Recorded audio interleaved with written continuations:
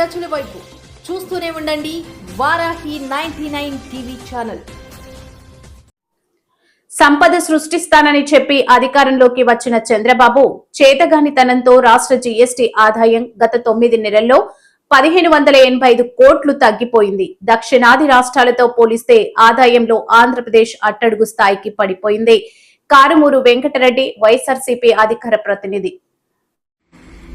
చంద్రబాబు నాయుడు గారు 45 ఏళ్లకు పైగా రాజకీయాల్లో ఉన్నాడు. 4 సార్లు ముఖ్యమంత్రిగా చేశాడు. ఆయన చెప్పేటటువంటి మాటలకి అసలు ఈ దేశంలో కాదు, ఈ ప్రపంచంలో కాదు, అలాంటి మాటలు ఎవడూ చెప్పలేడు. ఆయన అధికారంలోకి రావటం కోసం చెప్పినటువంటి మాటలేంటి?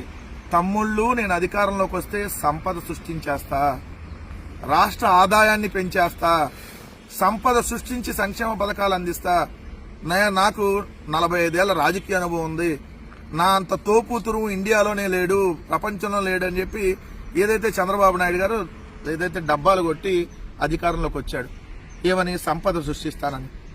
ఈ 18 నెలల కాలంలో ఆయన అదనంగా ₹1 సంపద సృష్టించకపోగా రాష్ట్ర సంపద ఏదైతే తగ్గిపోతా ఉంది, రాష్ట్రానికి వచ్చేటటువంటి ఆదాయం తగ్గిపోతా ఉంది, సంపద సృష్టి పోయి ఉన్నది ఆవిరైపోతుందని చెప్పి ఏదైతే గణాంకాలు చెప్తా ఉన్నాయి.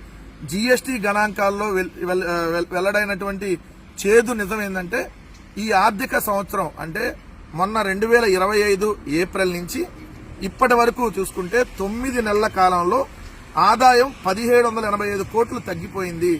జీఎస్టీ ఆదాయం అంటే రాష్ట్రానికి వచ్చేటటువంటి జీఎస్టీ వసూళ్లు 1785 కోట్లు తగ్గిపోయినాయి. ఏదైతే ఏప్రిల్ నుంచి డిసెంబర్తో ముగిసిన 9 నెలల కాలానికి జీఎస్టీ ఆదాయం అంతకుముందు ఏడాదితో పోలిస్తే 1785 కోట్లు పడిపోయింది. 2024-25 ఆర్థిక సంవత్సరంలో మొదటి 9 నెలల్లో 33,371 కోట్లున్న జీఎస్టీ ఆదాయం 5.34% తగ్గి 31,586 కోట్లకు పడిపోయింది. ఇదే సమయంలో దేశవ్యాప్తంగా జీఎస్టీ ఆదాయం 6.8% పెరిగితే రాష్ట్రంలో జీఎస్టీ ఆదాయం మాత్రం 5.34% తగ్గింది. 9 నెలల్లో దక్షిణాది రాష్ట్రాల్లో కర్ణాటక 13.1%, తమిళనాడు 8.1%, కేరళ 8.4%, తెలంగాణ 5.1% వృద్ధిని నమోదు చేస్తే ఆంధ్రప్రదేశ్ మాత్రం అట్టడుగు స్థాయికి వెళ్లిపోతా ఉంది. ఏప్రిల్లో వచ్చినటువంటి జీఎస్టీ ఆదాయం 4,686 కోట్లు అయితే మేలో 3,803 కోట్లు, జూన్లో 3,634 కోట్లు, జులైలో 3,803 కోట్లు, ఆగస్టులో 3,989 కోట్లు, సెప్టెంబర్లో 3,653 కోట్లు, అక్టోబర్లో 3,490 కోట్లు, నవంబర్లో 3,300 కోట్లు, డిసెంబర్లో 3,137 కోట్లు. ఏదైతే జీఎస్టీ ఆదాయం దారుణంగా పడిపోతా ఉంది. సంపద సృష్టి లేదు కానీ ఉన్న సంపద ఆవిరైపోతా ఉన్నది. ఇది ఒక పాయింట్. రెండో పాయింట్, కీలకమైనటువంటి పాయింట్, 19 నెలల చంద్రబాబు నాయుడు గారి ఈ కూటమి ప్రభుత్వంలో ఆయన తీసుకొని వచ్చినటువంటి అప్పు అక్షరాల 2,93,000 కోట్లు. రోజుకు 500 కోట్లకు పైగా అప్పులు చేస్తా ఉన్నాడు. గంటకి 21 కోట్లు అప్పు చేస్తా ఉన్నాడు. ఒక్కటంటే ఒక సంక్షేమ పథకం లేదు, ఒక్కటంటే ఒక అభివృద్ధి కార్యక్రమం లేదు. ఏదైతే ఒక మెడికల్ కాలేజీ కట్టడం చేత కాదు, అన్ని ప్రైవేటు పరం, రోడ్లు ప్రైవేటు పరం, ఫైబర్ నెట్ ప్రైవేటు పరం, టూరిజం హోటల్స్ ప్రైవేటు పరం, రిషికొండ ప్రైవేటు పరం, మెడికల్ కాలేజీలు ప్రైవేటు పరం. 2,93,000 కోట్లు అప్పు తెచ్చి ఏం చేశాడంటే దోపిడీ, దుబారా. ఒక్కొక్క కిలోమీటర్ రోడ్డు వేయడానికి అమరావతిలో 180 కోట్లు అంట, ఇంకో చోట అమరావతిలో రోడ్డు వేయడానికి 80 కోట్లు అంట.